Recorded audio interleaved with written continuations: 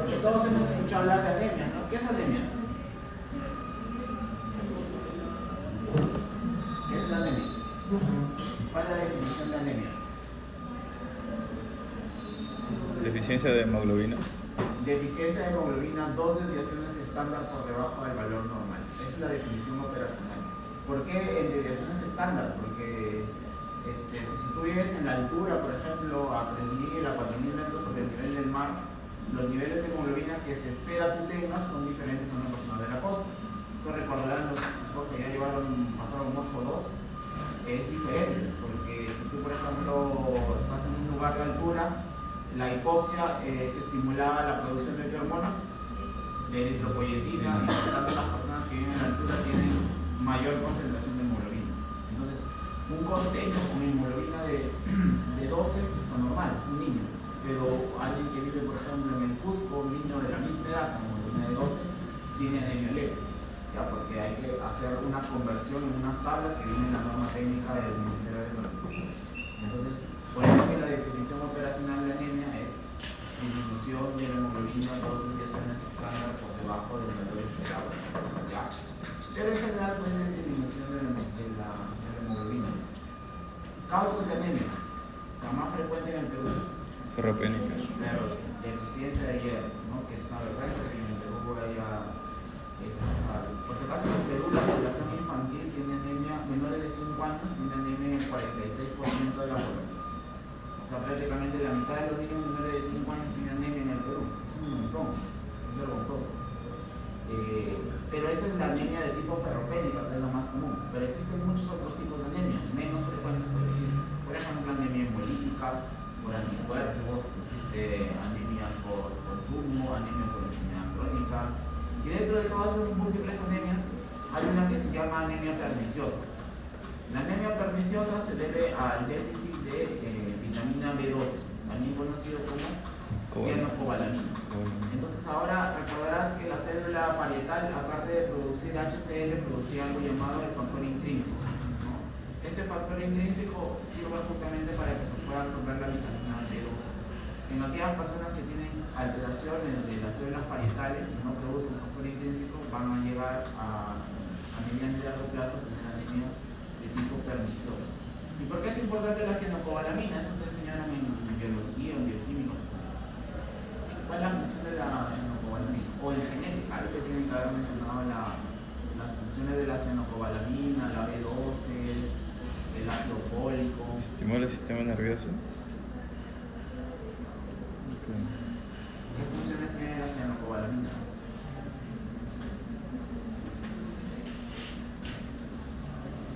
Uno es importante para la síntesis de mielina, otro también participa en la división celular. Entonces, como participa en la división celular, cuando hay déficit de cianocobalamina, si esa es la célula madre que va a dar origen a los eritrocitos, no se divide de manera adecuada, entonces terminas teniendo eritrocitos más grandes de lo que deberías, pero no hay una buena replicación celular. Entonces baja tu masa celular eritrocitaria y eso te lleva a anemia. Y la característica es que tienes unos glóbulos rojos más grandes. Entonces lo ponen en una lámina periférica, te sacan una botella de sangre, lo llevan al microscopio y ven cómo tienes unos glóbulos rojos así grandes, se llaman macrocitos. Esa es característica de la anemia perniciosa, ya que es por déficit de factor intrínseco. Ahora, específicamente es una enfermedad autoinmune. ¿Saben qué es una enfermedad autoinmune? Nosotros tenemos el sistema inmunológico que se encarga de defendernos. Cuando el sistema inmunológico por X motivos falla y te ataca a ti mismo o a una parte de tu cuerpo, o a una célula, o a una proteína, se llama enfermedad autoinmune. Entonces, en la anemia perniciosa se generan anticuerpos contra el factor intrínseco y contra las células parietales. O sea, el anticuerpo, haz de cuenta que es como un marcador y donde se pegue el anticuerpo le avisa a tus glóbulos blancos que tienen que destruir a la célula marcada. Eso es un anticuerpo, sin palabras sencillas. Entonces, los glóbulos, un tipo de glóbulo blanco que se llama célula plasmática, que deriva del linfocito B, produce anticuerpos. Entonces el anticuerpo va y es específico generalmente, no se pega a cualquier célula, sino que va dirigida a una proteína. Si viene el anticuerpo, se pega a esa célula, en este caso a la célula parietal, y cuando está ahí pegado, cada vez que pasa un glóbulo blanco por ahí, lo ve con esa marca y dice, no, ya, este es extraño, y lo ataca. Porque está marcado por el anticuerpo que produjo de manera alterada esa célula. Normalmente no es así. Esos anticuerpos, ¿para quiénes son? Para las bacterias, para los virus, o sea, para las partículas realmente extrañas. Pero cuando marcan a una célula propia, ahí es cuando viene una respuesta autoinmune, porque tu sistema inmunológico va a atacar a una célula de tu cuerpo. Entonces, como ya está marcada la célula parietal por esos anticuerpos, vienen los glóbulos blancos y los destruyen. Ya, entonces, en la anemia perniciosa hay déficit de células parietales. Entonces, ¿qué no vas a producir? Factor intrínseco. ¿Pero qué más? HCl. Ya, entonces lleva a atrofia al final, atrofia de la mucosa base. Y también hay otros anticuerpos que se pegan directamente al factor intrínseco. Y como se pegan al factor intrínseco, este ya no se puede unir a la cianocobalamina y por tanto no se puede absorber. Ya, estos son los dos mecanismos mediante los cuales los anticuerpos bloquean la absorción de cianocobalamina. Ya se conoce como anemia perniciosa. ¿Qué problemas causa la anemia perniciosa? Pues además de trastornos de la replicación celular, como también participa en la formación de mielina, ya que es la sustancia que permite la transmisión del impulso nervioso, ¿ya? En las fibras nerviosas, son personas que van a tener, por ejemplo, trastornos sensitivos, algo llamado ataxia, pérdida de la sensibilidad, alteración de los cordones posteriores de la médula. Eso causa. Bueno, ahora vamos a hablar generalidades de la absorción del tubo digestivo. Esto ya te enseñé. ¿Cuáles son los tres factores anatómicos que permiten incrementar el área de absorción? En orden, del más grande al más pequeño. Las válvulas conniventes, también llamadas válvulas de Kerpin. 1, 2. Las vellosidades intestinales. Bien. Y al final, las microvellosidades. ¿Cuánto aumentan el área de absorción? Hasta 600. A otros libros se ponen hasta 800 veces. Ya, pero por ahí no. Entonces, esos son los tres factores que permiten incrementar el área de absorción. De tal manera que si tú tienes una mayor área de absorción, los líquidos que pasan por el tubo digestivo están expuestos a una mayor superficie. Por tanto, tienen más posibilidad de reabsorberse, ¿ya? Porque están expuestos a una mayor área. ¿Ya? Y esos son los tres factores que van a participar. De eso trata esa diapositiva. ¿Cuál es el epitelio entonces del intestino delgado? ¿Qué tipo de epitelio tiene? Epitelio cilíndrico. Pseudo certificado, ciliado. Pseudo certificado no es. Simple. Cilíndrico simple. ¿Qué más? Con microvellosidades. Y células calciformes. El otro es tráquea, ¿no? Generalidades de la absorción del tubo digestivo. Bien, este cuadro lo que te trata de decir es, estos son las sustancias, ya sea electrolitos y vitaminas y algunos aminoácidos, y te explica en qué partes del tubo digestivo es que se absorben en mayor cuantía. Por ejemplo, en el caso de los azúcares, se reabsorben en todo el intestino delgado, pero principalmente a nivel del intestino medio. En el caso de los aminoácidos, se reabsorben de manera similar en todas las partes del intestino delgado. Las vitaminas solubles en agua, por ejemplo, y en grasa se reabsorben en la parte superior principalmente, casi nada en la parte inferior. Después tenemos, por ejemplo, los electrolitos también es variable, el sodio se reabsorbe en todo el tubo digestivo, pero van a haber ciertas variaciones. Con sinceridad, así específico de esto no te van a preguntar. Hay algunos en puntual que sí, que los voy a mencionar conforme vayamos avanzando. ¿Cuál es susceptible que te pregunten? Aquellos que se reabsorben solamente en una parte. Por ejemplo, las sales biliares solo se reabsorben en el hilo distal. Entonces, esos que puntualmente se absorben en una parte son los que tienes que recordar. Los demás, si no te lo mencionan, es porque se reabsorben prácticamente todo el tubo digestivo, con ciertas variaciones en unas partes más, en otras menos, pero al final en todo el tubo digestivo. ¿Ya? Entonces vamos primero con la absorción del agua. El agua, para la mayoría que ya pasó por Morfo 2, recuerda que siempre sigue al sodio. Este es el principio del agua. El agua sigue al sodio. ¿Y cómo se llama el proceso mediante el cual el agua se mueve de un lugar a otro? Ósmosis, ¿verdad? Entonces el agua sigue al gradiente osmótico. Donde hay más concentración de sodio, donde hay una mayor osmolaridad, el agua va a empezar a fluir. Entonces la semana pasada vimos que, por ejemplo, para que se reabsorban los monosacáridos y los aminoácidos se requiere que se transporten con sodio. De tal manera que el sodio se transporta desde la luz del intestino hacia la célula y hacia el espacio paracelular, y por arrastre eso hace que la osmolaridad de ese espacio aumente. Entonces mira acá esta imagen. Esta sería la luz del intestino, o sea, por acá está bajando las secreciones gástricas con la comida. Este sería el extracelular, ¿ya? Entonces, por ejemplo, en el caso del sodio, fíjate acá, absorción de sodio, el sodio empieza a pasar por múltiples vías. Tú ya aprendiste que el sodio se reabsorbe ¿con quién? Con aminoácidos, ¿con quién más? Con galactosa, con glucosa. Entonces, ese sodio que empieza a ingresar a la célula, luego es botado o transportado hacia el extracelular por la bomba de sodio por vasotepeasa. Por tanto, la osmolaridad del extracelular sube o baja. ¿Qué pasa con la osmolaridad de este espacio que estoy señalando? Este de acá, que este es el paracelular, y este espacio, la osmolaridad acá sube.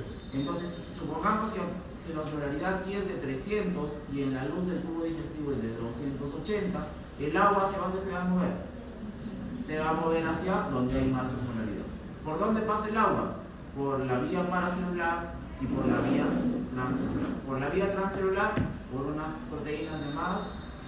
Las acuaporinas, por si acaso, no solamente están en el riñón, ¿ya? Y también pasan principalmente por la vía paracelular. Entonces, si a ti te preguntan cuál es el mecanismo que permite la reabsorción de agua en el tubo digestivo, es por ósmosis, ¿ya? Es por ósmosis, simplemente es por cambios de la osmolaridad. Por eso es que en algunas enfermedades, si acá la osmolaridad de la luz aumenta, el agua no se reabsorbe y entonces tienes diarrea. Esto puede ocurrir, por ejemplo, en personas que son intolerantes a la lactosa. Como no pueden digerir la lactosa porque no tienen ¿qué enzima? La lactasa. ¿Qué pasa con los productos lácteos? Se acumulan en la luz. ¿Qué pasa entonces con la osmolaridad de la luz? Aumenta. Y entonces el agua se queda con esa osmolaridad y se pierde y tienes diarrea. Eso se llama diarrea osmótica. Cuando hay algún agente que aumenta la osmolaridad en la luz, el agua se queda ahí y por eso tienes diarrea. ¿Ya? Entonces, ¿cómo se absorbe el agua? Se absorbe por ósmosis siguiendo la gradiente de sodio. Esa es la reabsorción de agua y el proceso se llama ósmosis. ¿Ya? Ósmosis. Entonces, por ejemplo, absorción de iones, aminoácidos, glucosa, galactosa y fructosa. Esto ya lo vimos la semana pasada. Esto está acoplado a la reabsorción del sodio. Entonces acá tenemos a la luz intestinal. El sodio se reabsorbe o se cotransporta con los aminoácidos, también con la glucosa. ¿Cómo se llama este transportador? SGLT1. También se transportaba con la galactosa. También hay un intercambiador de sodio con hidrógeno. Esto no lo pusimos la semana pasada, pero existe. Hay un intercambiador de sodio-hidrógeno, de tal manera que la concentración del sodio de la célula debería incrementarse. ¿Quién evita que la concentración del sodio se incremente en la célula? La bomba, porque todo el sodio que entra a la célula, luego la bomba lo expulsa. ¿Y hacia dónde pasa? Hacia el espacio paracelular. Entonces, ¿qué pasa con la osmolaridad del espacio paracelular? Aumenta. Y como el agua es una molécula bastante pequeña, puede pasar por esos pequeños espacios en hendidura y se aprovecha de ese gradiente osmótico y se reabsorbe. De tal manera que a medida que el sodio se reabsorbe, también se reabsorbe el agua. ¿Se entiende?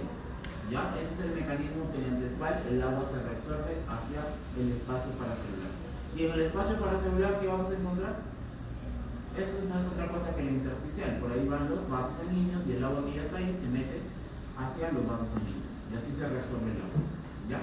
Entonces acá está, mira, el sodio con glucosa, SGLT1. Sodio con galactosa es el mismo SGLT1. ¿Este qué tipo de transporte es? Transporte activo secundario. ¿Por qué? Porque se aprovecha de la gradiente de concentración del sodio, que fue creada por la bomba de sodio tepeasa. ¿Qué tipo de transporte es?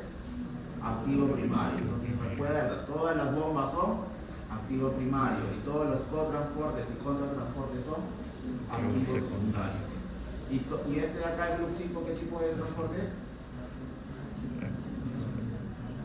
Difusión facilitada. ¿Ya? ¿Ese es activo o pasivo? pasivo. ¿Quién va por ahí? La fructosa. Entonces al final dentro de la célula ya tienes a los tres azúcares principales: glucosa, galactosa y fructosa. Y ahora para que pasen al paracelular, ¿quién aparece? El GLUT2. ¿Qué tipo de transporte será? Difusión facilitada, o sea, pasiva. Y ahí recién pasa hacia el paracelular, y por acá ¿quién están? Los vasos sanguíneos, y con eso se va hacia la sangre. ¿Ya? Bien, entonces recapitulando, ¿cuál es el mecanismo mediante el cual se absorbe el agua? Ósmosis. Y esa ósmosis es creada por el gradiente de sodio. Y el sodio se reabsorbe. ¿Por qué? Porque se va a cotransportar con múltiples moléculas orgánicas y con iones. Moléculas orgánicas, glucosa, galactosa, aminoácidos.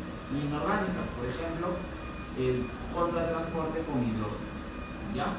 Así se reabsorbe. Pero, ¿quién es su amigo del sodio? Eso no lo hemos puesto por acá, pero debería estar. ¿Quién va siempre con el sodio? Acá se ve. ¿Quién quiere acompañar al sodio todo el tiempo? Tú, la sal común, ¿cómo se llama? Cloruro de sodio. ¿Y por qué el cloro siempre quiere acompañar al sodio? ¿Por qué son tan afines? Forman una sal, obviamente, pero ¿por qué son tan afines? Porque uno es un catión, que es el sodio, y el cloro es un anión. Los polos opuestos se atraen. Entonces siempre donde tú veas que el sodio se está yendo a un lado, el cloro lo va a seguir. Entonces es la misma situación. A ver, esto se parece a renal, para los que ya han pasado en renal es lo mismo. Cuando el sodio está aquí en este espacio, recuerda que el sodio pasó al extracelular, al paracelular. ¿Qué pasa con la osmolaridad acá? Dijimos que se incrementa. Ese es el estímulo para que el agua pase, ¿correcto? Pero como esta zona se va a volver positiva o negativa, positiva, porque el sodio es positivo, y el cloro se queda acá, y el cloro ¿a quién lo va a seguir? Al sodio. ¿Por qué lo sigue? Porque es un anión y del otro lado se pone positivo, entonces el sodio empieza a pasar por acá, y también se cotransporta con el bicarbonato, y una vez que está acá sigue siendo atraído por el sodio, y siempre el cloro sigue al sodio. Entonces donde hay absorción de sodio, casi siempre se acompaña de una reabsorción también de cloro. ¿Ya?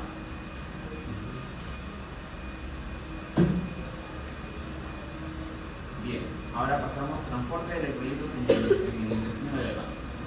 Entonces, esto de acá, para que quede claro, sodio con azúcar o aminoácido. El sodio también se contratransporta con el hidrógeno. ¿El hidrógeno de dónde proviene? De la reacción que tú ya conoces del CO2 con el agua para formar ácido carbónico que se disocia en hidrógeno y bicarbonato. Bien. ¿Quién mantiene la gradiente de sodio? La bomba de sodio potasio ATPase. ¿Ya? ¿Cómo se transportan los monosacáridos y los aminoácidos en la membrana vasolateral? Por transporte activo o pasivo. Pasivo. ¿Cómo se llama ese tipo de transporte? Difusión facilitada. La difusión facilitada, por si acaso, es cuando hay un canal, o sea, cuando hay una proteína que permite y solamente el pase libre de una sustancia, pero específica, no de cualquier sustancia, solo para algunas en particular. Bien, ahora, en el caso del niño, el que sigue manteniendo la concentración de sodio es la bomba de sodio potasio ATPase. Acá se mantiene este cotransporte de sodio con hidrógeno. Pero acá lo que destaca es que el bicarbonato permite la absorción de cloro. O sea, tenemos el hidrógeno que se produjo por el ácido carbónico, sale para que el sodio pueda ingresar, pero ahora el bicarbonato se intercambia con el cloro. Y una vez que el cloro está dentro de la célula, ese cloro va a seguir al sodio. ¿Ya? Entonces, otra cosa importante, el cloro se suele intercambiar con el bicarbonato. Y una vez que se intercambia con el bicarbonato y el sodio y el cloro ya está dentro de la célula, empieza a salir siendo atraído por el sodio.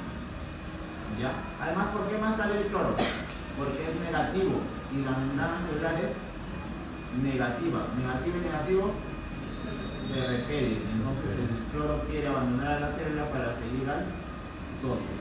¿Ya? Entonces, esta es la secuencia. El sodio se reabsorbe y ¿quién lo va a seguir? El agua, por ósmosis. Y por gradiente eléctrico, ¿quién lo sigue?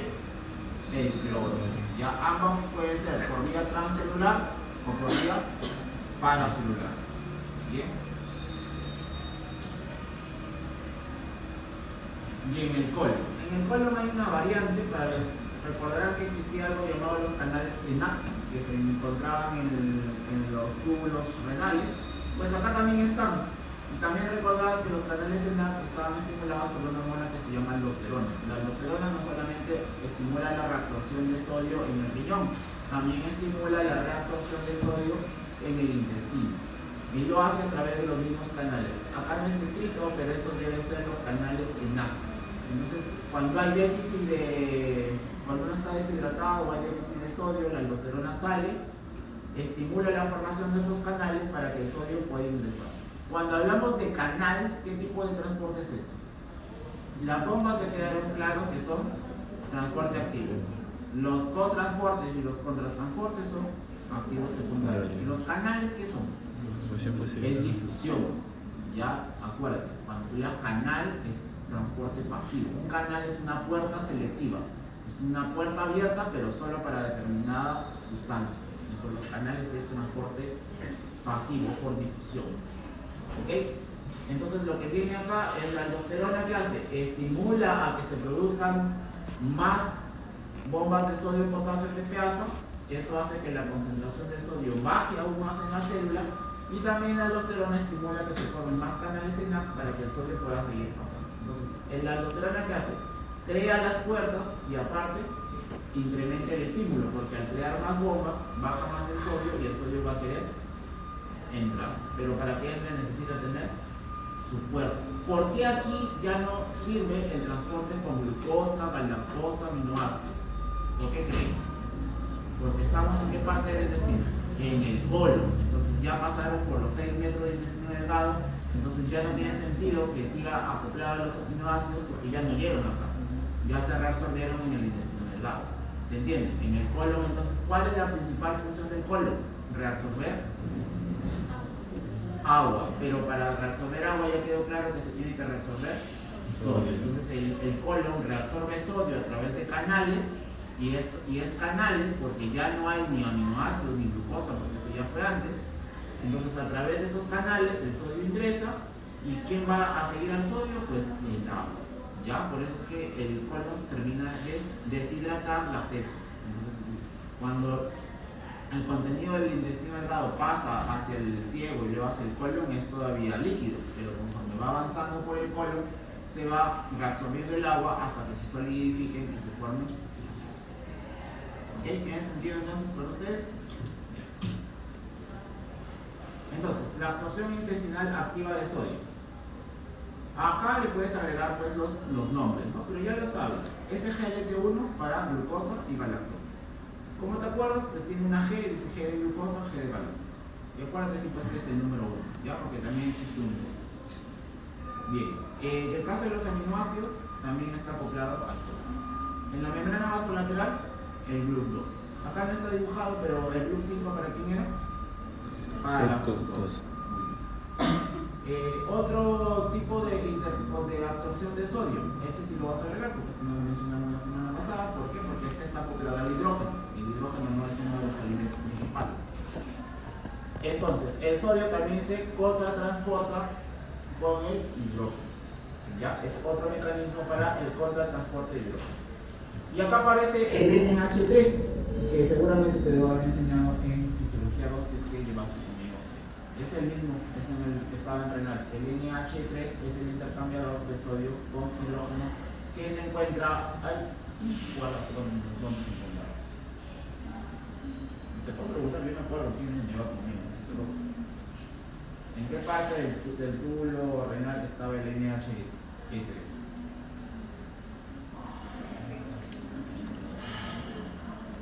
A ver,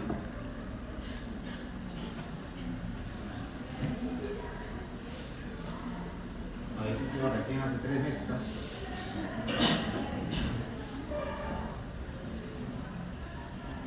En el túbulo contorneado proximal, ahí estaba principalmente. Bien. Ahora, el NH3, entonces no te olvides, es el contratransportador de hidrógeno con sodio. ¿ya? De hidrógeno con sodio. ¿Y el cloro con quién se suele contratransportar? Con el bicarbonato. ¿Ya? ¿Y el bicarbonato a quién lo sigue? Así como el cloro lo sigue al hidrógeno, ¿quién más lo sigue así como el cloro lo sigue al sodio, otro que lo sigue es el bicarbonato. Por eso existe el bicarbonato de sodio, porque para empezar el bicarbonato, ¿qué es? ¿Anión o catión? Anión, y el sodio es catión. Uno te lo dice, anión y catión siempre se tratan de los Sodio es el catión, sí. ¿ya? Sodio es catión. La absorción de cloro. Entonces, esto ya te lo expliqué hace rato, sin necesidad de esto. ¿Cómo se reabsorbe el cloro? Buscando al sodio. Y este dibujo es lo que te está representando. Por eso es que te ponen aquí a tu amiga la bomba. La bomba de sodio, cuando se te pasa, eleva la concentración de sodio en el paracelular. ¿Y qué hace el cloro? Lo sigue. Pasa por el paracelular y por la vía transcelular por canales de cloro, siguiendo a su sodio. Y cuando ya se vuelven a juntar acá, vuelve a salir cloruro de sodio. Y ya se va con la sangre. Y el otro mecanismo de transporte del cloro es por un intercambiador con bicarbonato. ¿Ya? Esos son los dos mecanismos mediante el cual se reabsorbe el cloro. ¿Bien? No te olvides. Ahora pasamos a el potasio. Entonces ya sabemos el cloruro de sodio, ya sabemos algo del bicarbonato y ahora nos falta el potasio. El potasio se reabsorbe por un mecanismo llamado arrastre por solvente. ¿Ya? Arrastre por solvente. ¿Qué significa que sea arrastre por solvente? ¿Cómo se reabsorbía el agua? ¿Cuál es el mecanismo? Ósmosis. Entonces, cuando el agua avanza, el agua no puede irse sola dejando a lo que tenía disuelto, ¿no? Supongamos que tenemos agua y en el agua está mezclado al calcio, potasio y otros electrolitos. Entonces, esos electrolitos que están ahí diluidos en el agua no se pueden quedar y el agua se va solita. O sea, todas las moléculas de agua dicen ya vámonos por acá y los que están disueltos en ella se van a quedar en la luz. Eso no ocurre. Entonces, cuando un líquido pasa de un lado al otro, se lleva también a lo que estaba disuelto en ella. Entonces, ese proceso se llama arrastre por solvente. ¿Ya? El solvente sería en este caso el agua. Entonces, cuando el agua pasa por la vía paracelular, ves acá en el dibujo, esta es la célula, otra célula, el espacio entre dos células, vía paracelular. El agua, ya quedó claro que por ósmosis, por aumento de la osmolaridad en el espacio paracelular, el agua sigue, pero de paso se lleva algunos electrolitos, entre ellos se lleva al potasio. ¿Es el único? No, también se lleva un poco de sodio, también se lleva un poco de cloro, pero principalmente el potasio. ¿Ya? ¿Por qué no tanto el cloro y el sodio? Porque ellos tienen su propio mecanismo. Ya acabamos de explicar, el sodio tiene su mecanismo, el cloro también, pero el potasio no. El potasio depende en gran medida del arrastre por solvente del agua. ¿Ya? El agua cuando pasa se lo lleva de plata al potasio. ¿Cuál es el otro mecanismo? Este es pasiva y este es el transporte activo. Es por un intercambiador con hidrógeno. ¿Ya? Entonces, esos son los dos mecanismos mediante el cual el potasio se reabsorbe. Mediante arrastre por solvente del agua vía paracelular y mediante transporte activo secundario con un intercambiador con hidrógeno.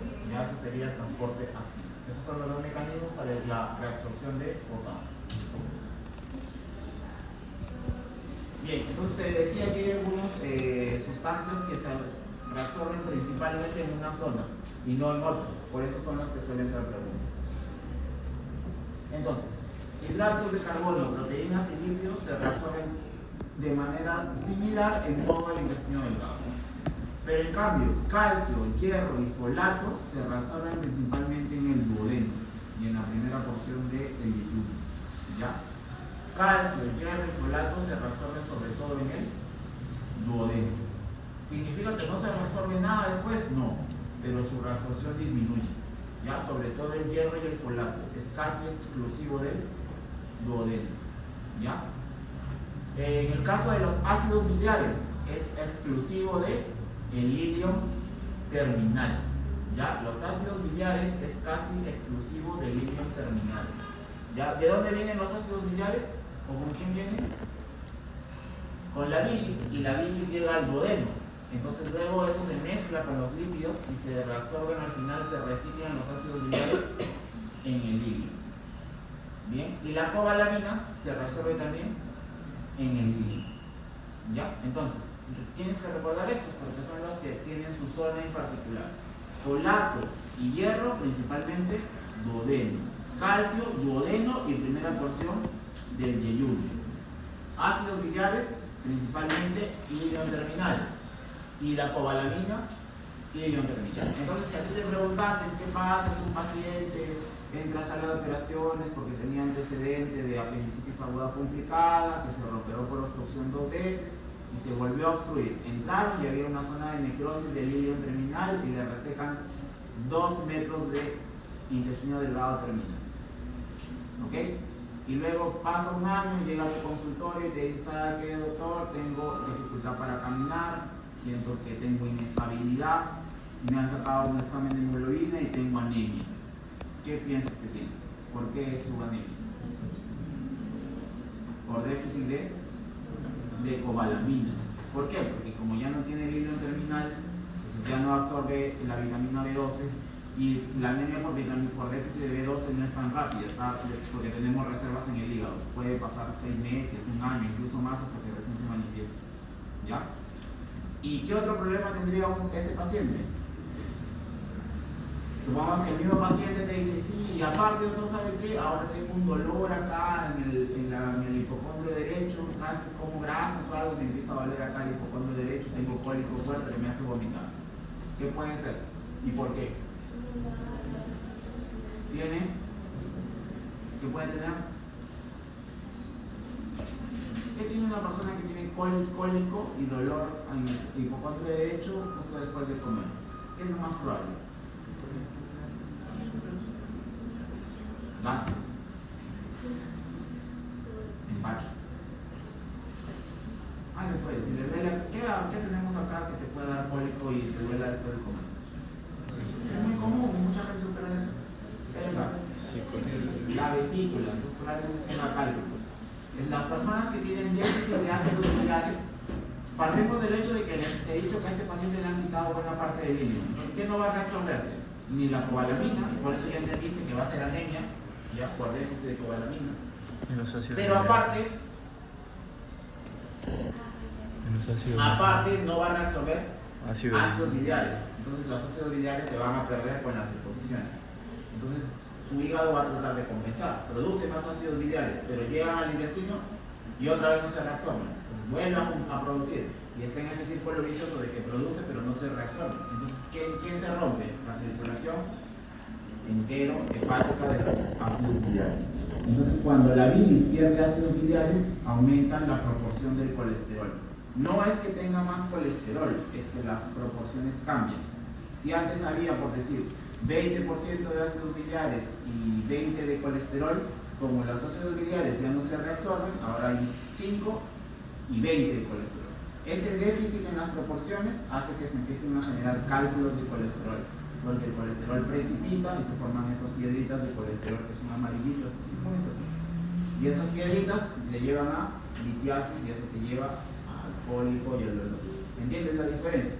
Ya por eso las personas que tienen restricciones del ilion suelen luego con el tiempo desarrollar litiasis vesicular. ¿Ya? Sí. Entre otras cosas. ¿Y cómo esperarás que sea su absorción de grasas entonces?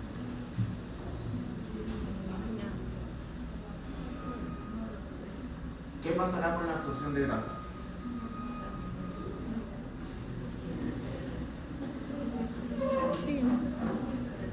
¿Cómo estaría? Si no tiene ácidos biliares o tiene déficit de ácidos biliares, ¿cómo se afectaría la absorción de grasas? ¿O no se afecta? ¿Sí se afecta? ¿Por qué? Si no hay ácidos biliares suficientes, ¿qué no se forman? Micelas. Si no hay micelas, pues no se disminuye la reabsorción de lípidos. Y entonces, clínicamente, ¿qué problema tendrá el paciente? Esteatorrea, que es la presencia de lípidos no disueltos en las deposiciones. ¿Ya? Entonces, así tienes que razonarlo para que no te olvides, porque si tú te aprendes nada más, las micelas sirven para resolver grasas, se acabó. No, tienes que llevarlo más allá para que realmente te sirva. Circuitos, ¿no? Ayer le pregunté a mi residente, a mi R1, R2, hasta el R3 de ¿qué son las células de Cajal? No sabía. El R3 sabía más o menos. Porque me leyeron un informe anatomopatológico de un paciente que sospechamos que tiene enfermedad de Hirschsprung. Es una enfermedad donde no tienes, no hay células ganglionales, no tienes plexo de agua, entonces no se contrae su intestino. Entonces entenderás que no puede defecar. Entonces me empezaron a leer pues, el informe anatomopatológico, sí, presencia de células de Cajal, no sé dónde. ¿Y qué son esas? La R3 sí sabías, más o menos. La R1, los dos R1 no, la R2 tampoco.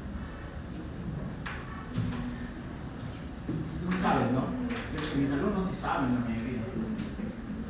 ¿Para qué son, a ver? Las marcapasos, son las ondas deltas. Bueno, ahora vamos a ver absorción del calcio. Ya, a partir de aquí, calcio, hierro y cianocobalamina y folato ya es un poquito más complejo.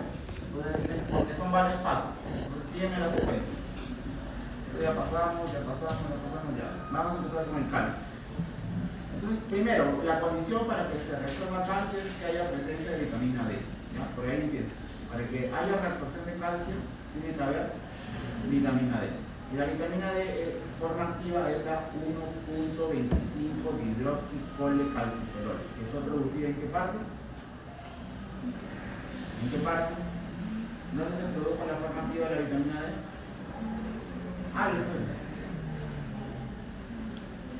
En el corazón, en el cerebro, en el riñón, en el hígado, en el riñón.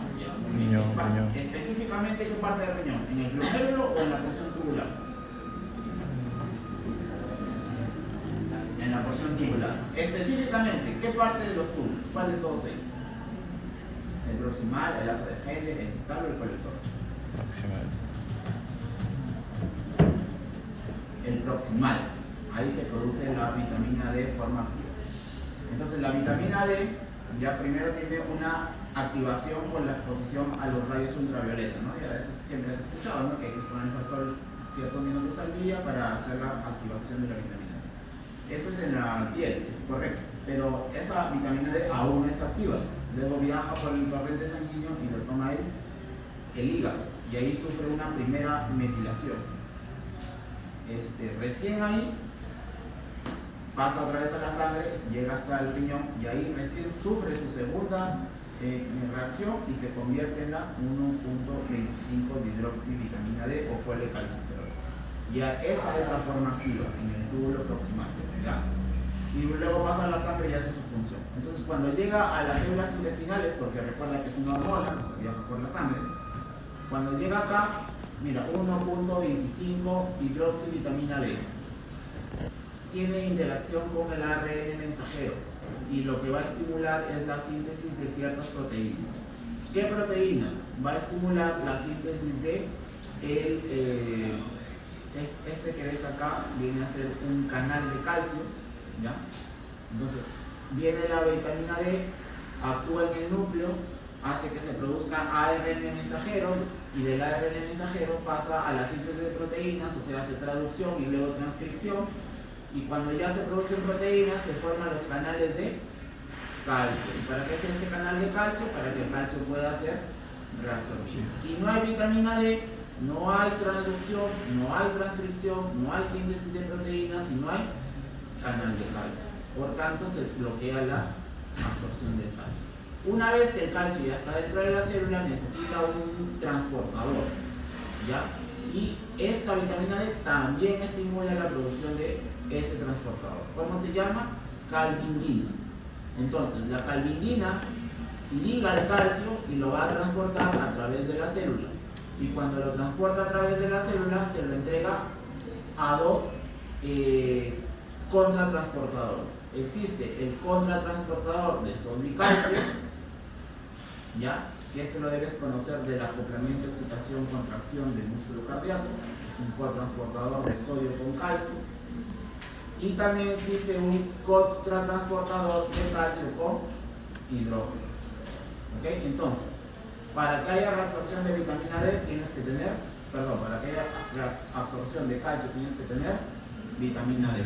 Esta vitamina D actúa en el núcleo, o sea, participa en la traducción y sobre todo en la transcripción del ARN mensajero para la síntesis de dos proteínas, los canales de calcio y también la calvitina para que transporte el calcio.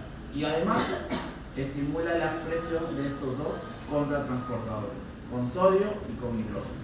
Y al final el calcio ya llega al espacio paracelular y luego puede pasar a la sangre. Esa es la secuencia para la reabsorción del calcio. ¿Ya? Y acá está un poco más sencillo. Mira, acá ya no te ponen todos los pasos. Acá está el canal del calcio. Por acá, cuando es un canal, ¿hemos dicho qué tipo de transportes? Pasivo. Pasivo. Si viene la vitamina D, simplemente estimula la producción de calvitina. Pero esta diapo, si la lees con paciencia, es mucho más completa esta imagen, porque no solamente es la calvitina. La vitamina D también expresa canales de calcio y también expresa estos contratransportadores. ¿Está bien? Y hay una bomba de calcio también. Si es bomba, ¿qué tipo de transporte es? Primario. Activo. Bien, eso respecto al calcio. Ahora, respecto a las vitaminas. Las vitaminas se pueden dividir en dos grandes grupos: las vitaminas hidrosolubles y las vitaminas liposolubles. ¿Qué es más fácil aprender? Sí, las liposolubles. Entonces todas las demás, por descarte, serán hidrosolubles. ¿Por qué es mejor aprenderse primero las liposolubles? Porque son menos. Y son A, E, K, D. A, E, K, D. Esas son las 4 vitaminas de origen lipídico. A, E, K, D. ¿Ya? A, E, K, D. Esos son. ¿Ya? Entonces, si yo te digo, y la riboflavina, hidrosoluble. Te digo, la niacina, no sabes cuál es, pero es hidrosoluble. Yo te digo, la tiamina, hidrosoluble. Porque ya te aprendiste que las lipos son A, E, K, D. ¿Ya? ¿Y por qué es importante saber la naturaleza de la vitamina? Porque de eso depende su tipo de reabsorción. ¿Ya? Entonces acá en este cuadro te están poniendo las funciones de ellos. Pero ese no es objetivo de este capítulo. Eso supongo que te han enseñado en bioquímica, ¿no? Entonces, el objetivo es entender la reabsorción. Entonces vamos de frente acá con este cuadro. Y acá están. ¿Cuáles son las liposolubles? A, E, K, D. Y las demás entonces serán hidrosolubles. Bien. Entonces, todas las que son liposolubles, su transporte es difusión pasiva. Es redundante decir difusión pasiva, ¿no? ¿Ya? Es difusión. ¿Ya?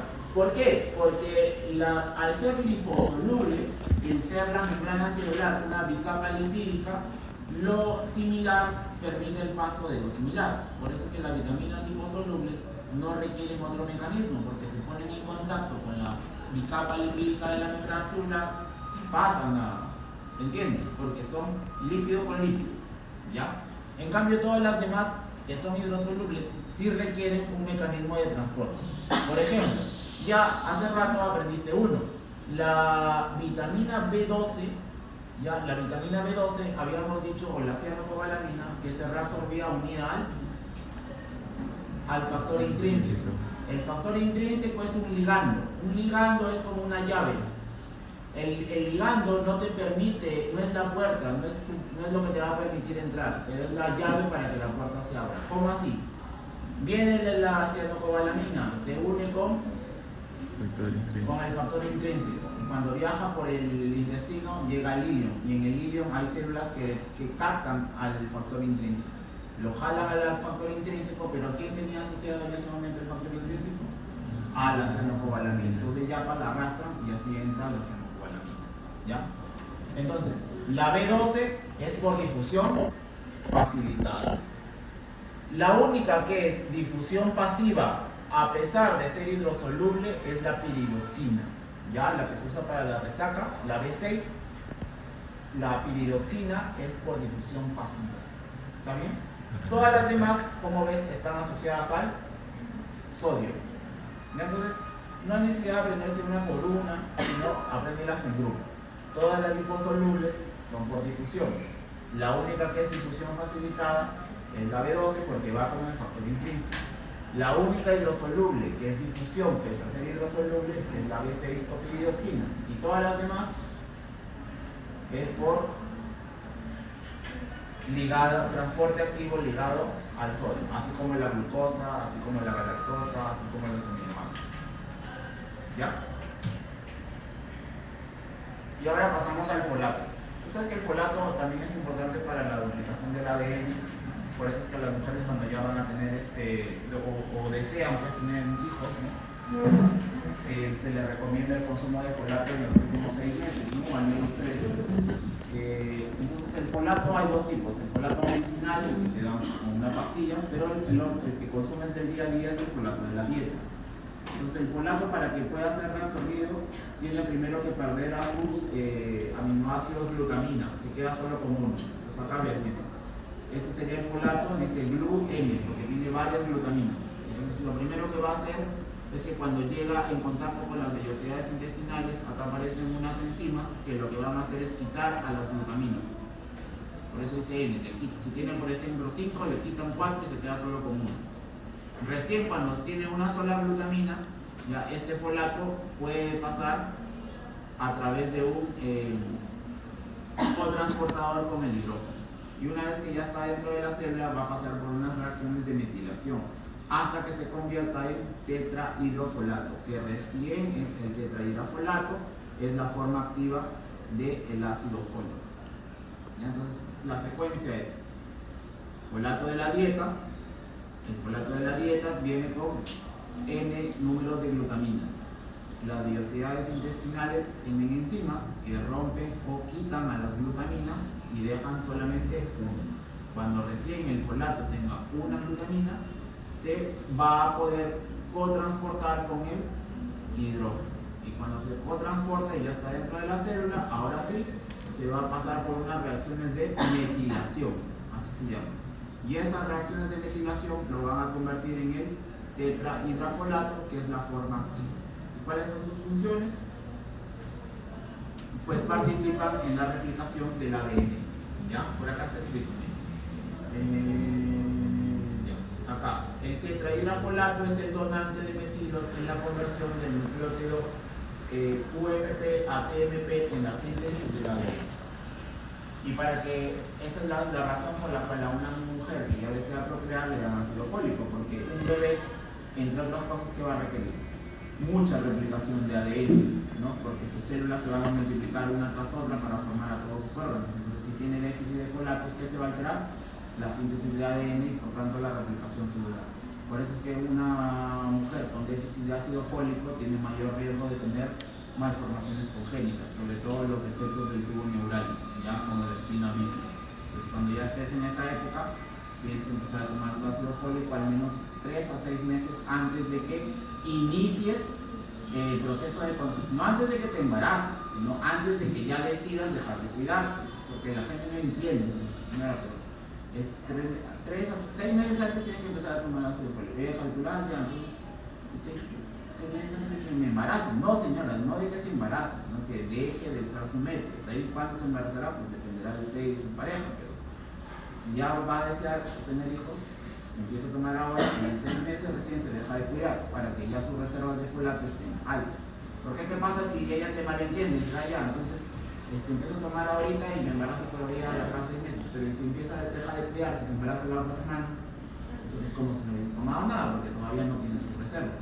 ¿Entiende? Entonces, a la gente te parece que entiende, pero no entiende. Entonces, tienes que explicarles así como manzanas para que realmente capten el mensaje. Porque si no, después dicen, no, pero el doctor me dijo la forma. Ustedes saben que es el método de. ¿Ustedes han leído métodos de estudio? Se supone que sí, ¿no? Ustedes estudian. Todos somos. ¿Cómo estudiaste? Porque si no sabes métodos, ¿cómo vas a poder estudiar? Bueno, yo te voy a dar uno que a mí me servía, que no sabía que así se llamaba, pero que ahora ya sé que así se llama. Es el método de Feynman. Ya, es muy bueno. Al menos para nuestra carrera es muy bueno. El método de Feynman. Y lo trato de poner en la práctica cuando te enseño. Así se llama, Feynman. Es de Harvard. Es muy bueno porque consiste en que si tú crees que has aprendido algo, tienes que tener la capacidad de enseñárselo a un niño. En este caso, yo te veo como si fueras el niño. No en edad, sino que es una analogía. O sea, si tú realmente crees que ya aprendiste algo, tienes que tener la capacidad de poder enseñárselo a alguien que es la información. O sea, tienes que hablarlo de la manera más sencilla, de tal manera que te entienda. Si no lo logras, es porque no lo has aprendido bien. Entonces, obviamente no vas a agarrar a alguien y decir, oye, o sea, sería ideal, ¿no? Yo te enseño. Tú tienes que ponerte a autoexplicártelo con las palabras más sencillas. Si en el proceso notas que no lo puedes explicar, ahí es porque no lo has aprendido todavía. Tienes más o menos la idea, pero no lo sabes. Entonces, pero, ¿por qué es bueno? Porque ahí te vas a dar cuenta qué puntos es los que no entiendes bien. Y ahí regresas y ya a estudiar otra vez eso hasta que lo puedas explicar. Así se llama. Entonces puedes practicar con tu amigo o amiga de preferencia. Bien, vamos terminando ahora la cobalamina. La cobalamina, entonces habíamos dicho, primero se encuentra en parte de la dieta. Cuando entra la cobalamina, el pH ácido y la pectina liberan la cobalamina de las proteínas de la dieta. O sea, la cobalamina viene pegada a las proteínas y el pH con la pectina recuerda que inician la digestión de las proteínas, ¿no? Entonces, en ese momento, la cobalamina que estaba pegada a la proteína es escindida de la proteína, o sea, es despegada de la proteína, ya está libre. Pero cuando la liberan es susceptible a que sea dañada. Entonces ahí se une a algo llamado actocorrina. La actocorrina es producida por las glándulas del estómago que se une a la cobalamina. ¿Qué evita la actocorrina? Que sea degradada por la acidez. ¿Por qué? Porque viene la cobalamina con las proteínas, la pectina y el ácido clorhídrico sacan a la cobalamina de las proteínas y al sacarla queda libre. Si queda libre con medio ácido se destruye o se degrada. Entonces se une a la actocorrina, que es producida por las células básicas. Y acá aparece entonces el complejo cobalamina-actocorrina. Luego las células parietales, mejor dicho, en simultáneo secretan factor intrínseco. El factor intrínseco se secreta junto con el ácido clorhídrico, pero ojo, mira acá el dibujo te lo explica muy bien. No, el factor intrínseco no se une con la cobalamina dentro del estómago, ¿ya? La cobalamina, ¿con quién se une en el estómago? Con la actocorrina. ¿Y para qué es la actocorrina? Para evitar que la acidez estomacal degrade la cobalamina. Cuando ya pasan al intestino, ahí recién el complejo cobalamina-actocorrina se une con el factor intrínseco. Y ahora sí ya viajan los dos de la mano hasta encontrar el ilion terminal. Y ahí recién se reabsorbe. ¿Está bien? Entonces el intermediario de todo esto se llama lactocorrina. ¿Ya? Y una vez que ya llega acá, mira, ya llegó acá a una célula del intestino, y ingresa porque hay un receptor. Ojo que el receptor, ¿para quién es? Para el factor intrínseco. Entonces aquí aprende el término que te dije hace rato, pero le va a salir mucho en inmuno, por ejemplo. Ligando. ¿Qué es un ligando? El ligando es el que se une al receptor. Ya, eso se llama ligando. Entonces, en este caso, la cobalamina con el factor intrínseco. ¿Ya? Y verdad, ¿qué pasó con la actocorrina? Pues la actocorrina la escinden cuando entra al intestino, porque ahí se encuentra con las proteasas pancreáticas. Pero ¿quién lo acoge? Ahora sí recién el factor intrínseco. O sea, la actocorrina la salvó de la acidez. Y cuando llega al intestino, el factor intrínseco la salva de la degradación de las proteasas. Por eso es que al final la cobalamina se queda con el factor intrínseco. Y aquí el factor intrínseco ya no se rompe porque ya no hay acidez. ¿Quién neutralizó la acidez? El bicarbonato de la secreción pancreática. ¿Se entiende? Pues, ¿quién nos rescata de la acidez? La actocorrina. ¿Quién nos rescata de las proteasas? El factor intrínseco. ¿Dónde se reabsorbe? En el ilion terminal. ¿Cuál es el receptor? El receptor de factor intrínseco. ¿Ya? El receptor de factor intrínseco. Y una vez que ya está dentro, esta cobalamina se va a acoplar y se va a formar la transcobalamina 2 para que se formen unas lisosomas, ¿no? A partir de ahí ya puede pasar al núcleo y hacer su función. Bien, esos son los principales minerales, ya hablamos del calcio, de fierro. Por si acaso, ¿te acuerdas en renal había unos cationes que se resolvían juntos con el arrastre por solvente? No solamente era el potasio, por si acaso, también pasaba el calcio, pasaba el magnesio, ¿no? Esos mismos mecanismos de transporte se aplican acá. Y el último, el hierro. El hierro entonces tiene dos formas de presentación, el hierro hemo y el hierro no hemo. El hierro hemo está en las proteínas de origen animal. ¿Ya? ¿Por qué? Porque, por ejemplo, la mioglobina, esto que le da el color a la carne. ¿Tú has visto la carne asada, como la preparan en algunas de los lugares tipo hornero, estos lugares? Que tú la presionas, si es término medio sale como un jugo rojo, ¿no? Y muchos que no saben, solo que en el Perú no tenemos mucha cultura de eso, pues, ¿no? Porque no somos parrilleros como en el Río de la Plata, ¿no? Entonces sale esa sustancia así, ese líquido rojo y tú piensas que es sangre. ¿Pero por qué tendría sangre? Pues tienes que pensar, ¿no? Si ahí no hay vasos sanguíneos. No es sangre, eso es mioglobina. ¿Ya? Y la mioglobina también es un tipo de globina y es roja, por eso se ve ese color. Entonces la gente lo interpreta, no, pero tiene sangre, está cruda. ¿Cómo va a tener sangre? Si para el animal, para matarlo, lo desangran, pues ya no hay sangre y eso es mioglobina. ¿Ya? Entonces esa mioglobina tiene grupos hemo. Entonces los grupos hemo van ligados al hierro. Pero también existe el hierro no hemo, o sea el hierro que no está ligado al grupo hemo. ¿Y ese qué origen tiene? Vegetal. Entonces los hierros no hemo son de origen vegetal y los hierros hemo son de origen animal. ¿Y por qué eso es importante? Porque se reabsorben de manera diferente. Por decir, acá viene el hierro que está en forma de grupo hemo viene pegado con su hemo, que es esta cosa que está acá. Pero acá estoy en otra. Acá está el hemo, entonces vienen dos hierros, el hierro hemo y el hierro no hemo. El hierro hemo viene por acá y acá la verdad yo no he encontrado si existe un transportador, en este de acá dice que no se conoce. Viene el hemo y pasa directamente. ¿Con quién pasa? Junto con su hierro. Pregunta, ¿el hierro que está pegado al grupo hemo en qué forma viene?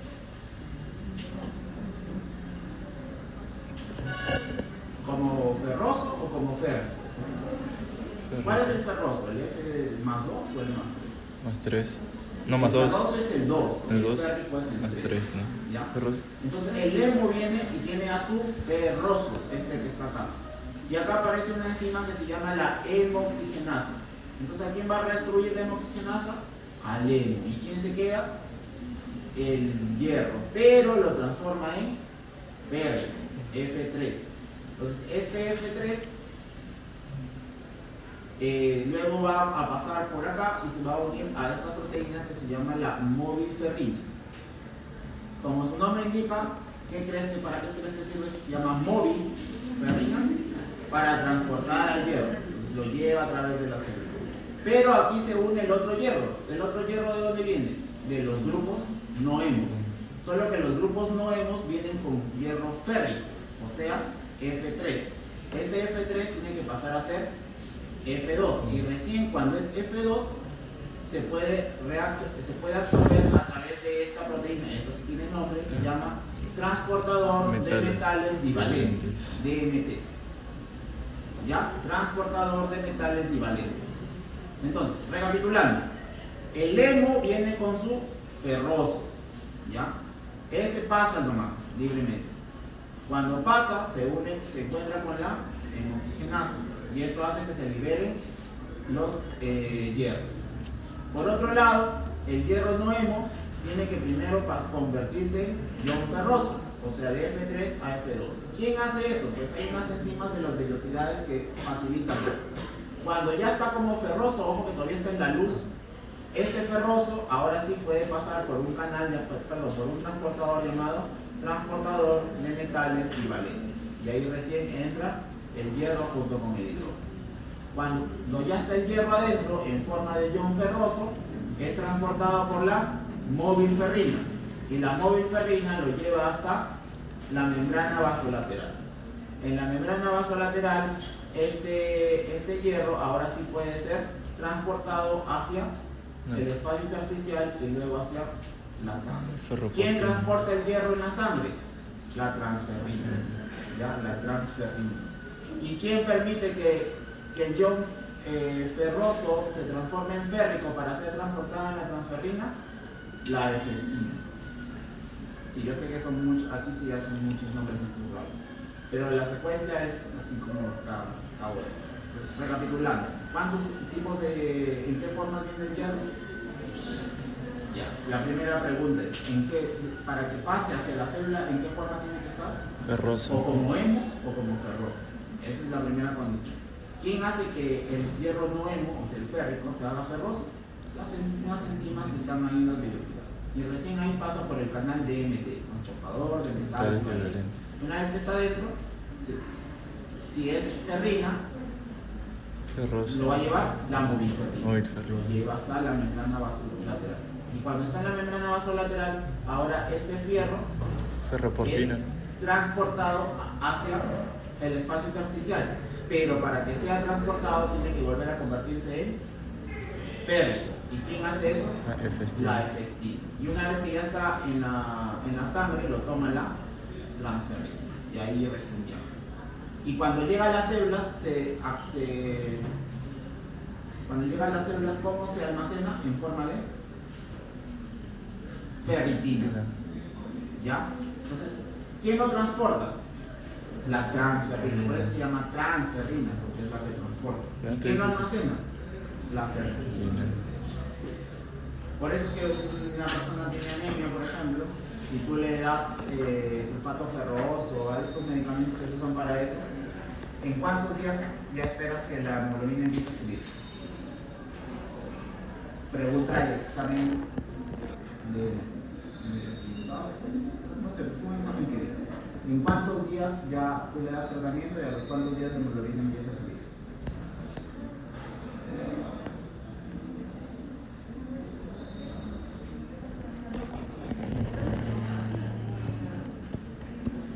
Después de la primera semana tú ya vas a empezar a ver cambios, pero el tratamiento dura 6 meses. Ya cuando tú seas ya médico en el segundo mes a valorarlo, ya, porque tú le das al niño un mes nomás, viene a su control, le tomas un examen, el niño tenía 10 cuando tú le des el tratamiento, vino al mes y ya tiene 12, y dice, listo, eso no, ya no le des, señor. Error. ¿Por qué? Porque ahí solamente has hecho que suba la hemoglobina, pero no has hecho que se repongan sus depósitos, que es la ferritina. Entonces va a volver al otro mes y otra vez va a tener anemia, porque no le diste para sus depósitos. Primero se completa la hemoglobina, porque el cuerpo que prefiere, tener ferritinas o tener hemoglobina. Hemoglobina. Esa es la que sube primero. Pero si tú no le sigues el tratamiento por lo menos 6 meses, y eso tienes que hacer entender otra vez a la gente que son 6 meses, no completas tus reservas y va a volver a tener anemia. ¿Ya? Bien. ¿Cómo afectaría el síndrome de intestino corto en la malabsorción? Eso te expliqué, ¿no? El intestino corto, por ejemplo, cuando hay recepciones ciliares, entonces hay déficit de absorción de lípidos, de vitaminas liposolubles, de cianocobalamina, de ácidos biliares, ¿no? Pero si, por ejemplo, te recetan el yeyuno, ¿qué problemas vas a tener? Pues déficit, vas a tener deshidratación, vas a tener pérdida de sodio, de cloro, de aminoácidos, de galactosa, de fructosa, déficit de casi todo. Pero eso no es parte del curso, pero por si acaso es más fácil adaptarse a que te saquen yeyuno a que te saquen ilio. O sea, si algún día te pasa y ojalá no ocurra, es preferible perder yeyuno que perder ilio. Porque el ilio se adapta mejor. El ilio se transforma y hace las funciones de yeyuno y de ilio a la vez. Pero el yeyuno no puede lograr hacer funciones de ilio. ¿Ya? Por eso los que la recetan ilio van peor. Bien, ¿cómo afectaría la deficiencia de hierro en nuestro cuerpo? Pues la principal es anemia, ¿no? Eso, por favor, de todos los cursos, de todos los capítulos que van a llevar cuando ya estés terminando, repasan de anemia. ¿Ya? Porque mira, mitad de la población de niños menores de 5 años con anemia, pues, ¿a quiénes tienen que cargar con esto? Pues, lamentablemente los del primer nivel de atención. Y lamentablemente los del primer nivel de atención son también las personas menos capacitadas de todo el sistema de salud. Porque ahí mandan a la carne de cañón, o sea, los que recién acaban de salir. O a los que se aburrieron y se quedaron ahí haciendo la fácil de depositar paracetamol toda su vida. Entonces, es por eso que esa población está tan desatendida. ¿Sí? ¿no? Porque, por ejemplo, en los hospitales grandes no nos ocupamos de eso. Nadie mala por ahí. O sea, mandan anemias raras, pero no ese tipo de anemias. O sea, el problema del sistema de salud no es en la complejidad. Acá en el Perú se hacen cosas complejas, no, menos de las que deberíamos todavía, pero sí se hacen cosas complejas. O sea, sí se hacen casi todas, pero en poca cuantía todavía. Porque son solo pocos hospitales los que hacen eso. Pero entonces, si tú te da cosa grave, te van a tratar acá. Y muy probablemente te saquemos. Pero los problemas son las cositas chiquitas, porque eso tienen que verlo en la periferia. Y ahí es donde fallamos. Anemia, embarazos, desnutrición, esas cosas. Cosas del día a día. Bien, ¿alguna pregunta?